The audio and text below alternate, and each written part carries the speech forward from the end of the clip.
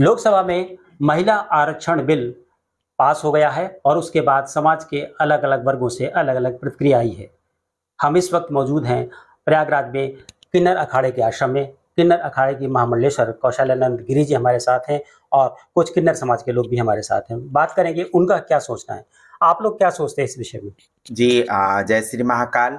कल लोकसभा में नारी शक्ति बंधन विधेयक पारित हुआ है, तो हमारे पूरा किन्नर समाज इस विधेयक को स्वागत करते हैं और हमारे माननीय एसएसपी प्रधानमंत्री नरेंद्र मोदी के नेतृत्व में ये सारे कार्य हो रही है, तो हम लोग दिल से उनको धन्यवाद भी देते हैं और आशीर्वाद भी देते हैं कि ऐसे ही और देश के उन्नति के लिए, राष्ट्र के लिए आप कार्य करें। और से जो सीट आरक्षित हो रही है, ऐसे में हमारा किन्नर समाज भी एक अलग लैंगिकता के उससे चलता है, तो किन्नरों के लिए भी हम आशा ही नहीं पूर्ण विश्वास करती हूँ कि भारतीय जनता पार्टी में ट्रांसजेंडरों के लिए भी सीट आरक्षित होगी और ट्रांसजेंडर भी राजनीति में भागीदारी कर पाएंगे और अपना आवाज उस सदन तक पहुंचा पाएंगे, अपना बात सदन तक रख पाएंगे। आप पहले जान ही रहे थे, महिलाओं के ये पुरुष प्रधान देश है, महिलाओं के साथ बहुत सारे शोषण अभी भी आप लोग देखते हैं कि महिलाओं के साथ बहुत उत्पीड़न होती है।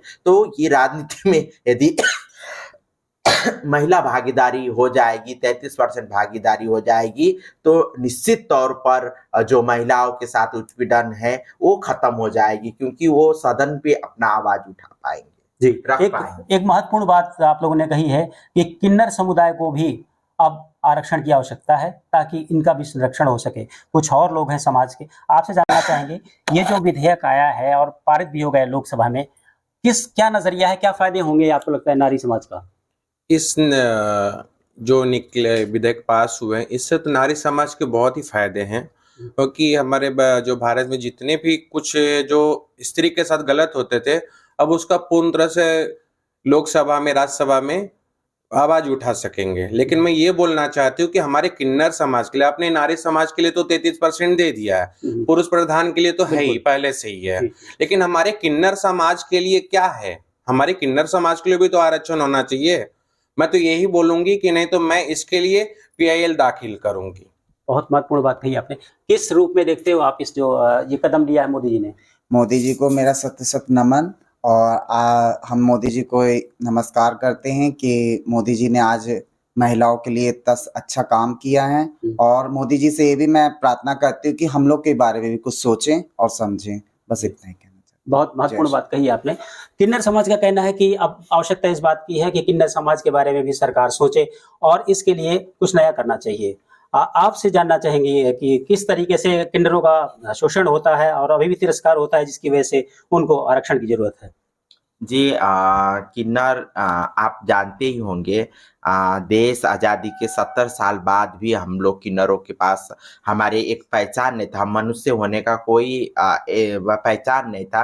तो हम लोग ने 2014 में सुप्रीम कोर्ट का दरवाज़ा खटखटाया, PIL दाखिल करके हम लोग को एक जजमेंट पारित हुआ, नालसा जजमेंट। उसके तहत हम लोग को एक अलग सी पहचान मिला, ट्रांसजेंडर करके। तो ये कहना चाहती हूँ कि अब तो सरकार भी हम लोग का पहचान दे दिया कि हम लोग भी एक अलग हमारा लैंगिकता है करके, और हम लोग को भी हर मौलिक अधिकार मिला हुआ है, हर हम लोग का समानता का अधिकार है हम लोग को मिला हुआ। तो हम लोग भी इसी देश के नागरिक है और इसी समाज के एक हिस्सा है, और जितने जैसे महिला पुरुष जितने टैक्स भरते हैं सरकार को, उतना हम लोग भी टैक्स भरते हैं। तो जितना एक लैंगिकता के हिसाब से बात करें तो जितना महिलाओं के लिए और जितना पुरुषों के लिए आरक्षण का जरूरत है, वैसे ही हम ट्रांसजेंडरों के लिए भी आरक्षण का जरूरत है, क्योंकि जब तक हम लोग राजनीति में भागीदारी नहीं करेंगे तब तक हमारा आवाज सदन तक नहीं पहुंच पाएंगे।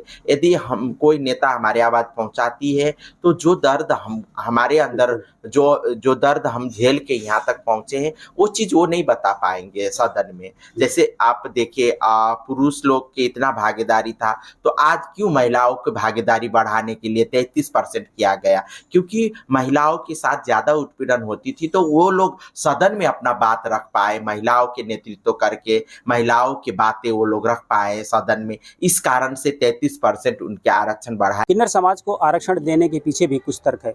क्यों आरक्षण किन्नर समाज मांग रहा है? क्योंकि हम लोग भी चाहते हैं कि किन्नर लोगों को रिस्पेक्ट मिले, इज्जत मिले। हम कहीं भी जाए तो हमें कोई इंसान अच्छे नज़रिए से देखे, ये नहीं कि गलत नज़रिए से देखे। हम लोग चाहते हैं हम लोग रास्ते में चले तो इंसान हम लोग को दीदी बोले, ये ना कि जाए तो कुछ गलत कमेंट करें। इसलिए हम सरकार से चाहते हैं कि हम लोगों को भी इज्जत मिले समाज में। सरकार की योजनाओं का लाभ आप लोगों को मिलता है? आपको लगता है कि आरक्षण मिलने से ऐसा कुछ बदलाव होगा?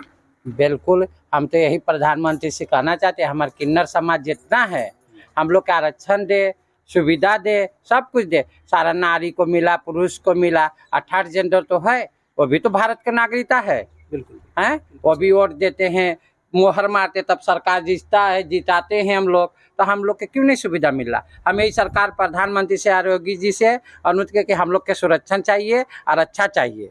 बहुत जय श्री महाकाल। आप कुछ बताएंगे? आपको लगता है कि आप उपेक्षित हैं इसलिए जी, चाहिए आरक्षण? मैं योगी जी से और मोदी जी से यही निवेदन करूंगी कि अगर नर नारी के लिए सब कुछ कर रहे हैं तो किन्नरों के लिए भी करें। बस मुझे यही कहना है। तो प्रयागराज में किन्नर समाज का कहना है कि लैंगिक समानता की अगर बात सरकार करती है, सिस्टम करता है, तो उसे ट्रांसजेंडर समाज के लिए भी आरक्षण देना चाहिए और इसके लिए आवश्यक हुआ तो जुडिशरी का रास्ता भी किन्नर समाज देखेगा। Dinesh Singh, TV9 UP, Prayagraj.